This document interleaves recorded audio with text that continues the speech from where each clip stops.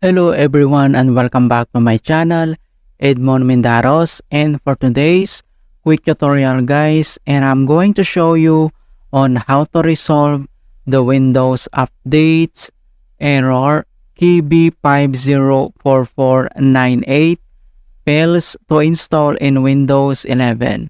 So this KB504498 released in October 2024 for the Windows 11 beta channel. The most common causes for this are corrupted system files, network issues, or problems with the Windows Update component. And without further ado, and let's go ahead. So the first solutions we will do is to run the Windows Troubleshooters. Kung paano ba yan natin gawin, all you have to do is to open up on a search menu. And dito sa search for apps, so kailangan mo lang i-type at dito yung troubleshoot settings. And then, i-click mo lang dito yung open. And dito lang sa troubleshoots, and under dito sa options, ay kailangan mo lang i-select dito yung other troubleshooters. So, i-click mo lang yan. And dito sa other troubleshooters, under dito sa most frequent ay kailangan mo lang i-select dito yung Windows Update, and then dito lang sa right side ay kailangan mo lang i-click dito yung Run,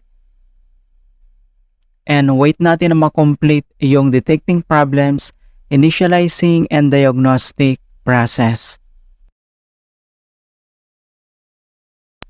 And troubleshooting has completed, and the next solutions na pwede natin gawin, so, close lang natin tong settings, and then, ang next solution na ating gagawin is to check relevant services. So, kung paano ba yan natin gawin, all you have to do is to open up again on a search menu, and dito sa search for apps, so type mo lang dito yung services, and then click mo lang dito yung open, and dito lang sa services and services local, so dito sa right side ay kailangan mo lang i-locate dito yung Windows Update, and then kailangan mo lang mag-scroll down, and then once na-locate mo na yung Windows Update, so i-select mo lang yan, and then kailangan mo lang mag-double click at dito sa kanyang Windows Update properties, so dito lang sa general and dito sa startup type, so kailangan mo lang i-select dito yung automatic, and then dito sa running ay kailangan mo lang i-click dito yung stop, and then wait natin. And then, after ay kailangan mo lang i-click dito yung apply, and then click mo lang dito yung okay. So, after dito sa services and other solution na pwede natin gawin is to run the SFC tool.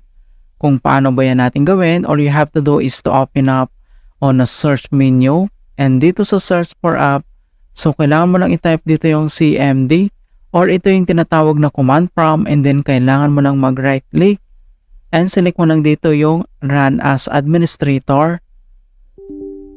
If you receive user account control, and i-click mo lang dito yung yes.